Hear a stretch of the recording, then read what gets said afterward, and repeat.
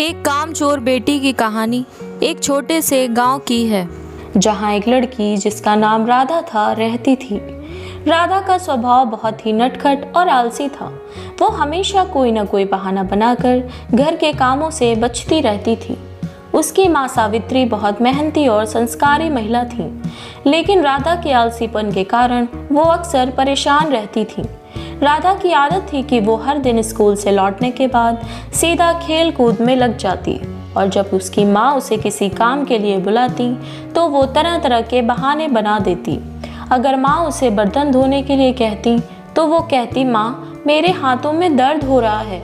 अगर माँ कहती कि राधा कपड़े सुखा दो तो वो कहती, माँ मुझे पढ़ाई करनी है। लेकिन असल में वो हमेशा आलस करके काम से बचने की कोशिश करती थी।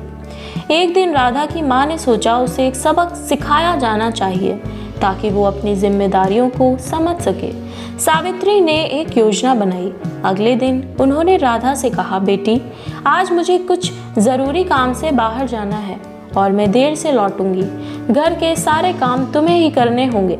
राधा ने सोचा कि यह अच्छा मौका है आराम करने का, क्योंकि माँ नहीं होगी तो उसे कोई काम नहीं करना पड़ेगा। वो खुशी खुशी मान गई और माँ को विदा कर दिया। जैसे ही माँ घर से बाहर गई, राधा ने तुरंत खेलना शुरू कर दिया। उसने ना तो बर्तन धोए, ना कपड़े सुखाए और ना ही घर की सफाई की।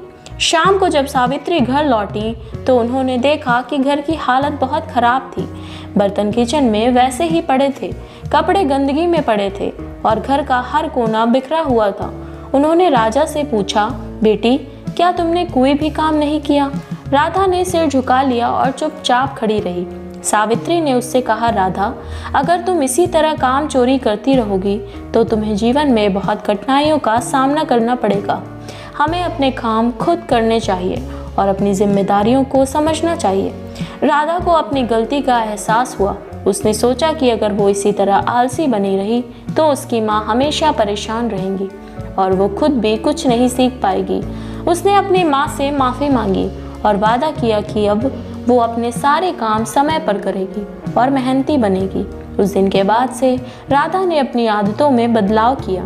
अब घर के सभी काम वो खुशी खुशी करती और अपनी पढ़ाई पर भी ध्यान देने लगी। धीरे धीरे वो अपनी माँ की मदद करने लगी और एक जिम्मेदार बेटी बन गई। ये कहानी हमें सिखाती है कि आलस और काम चोरी से कुछ हासिल नहीं होता। मेहनत और जिम्मेदारी से ही हम जीवन को सफल बना सकते हैं।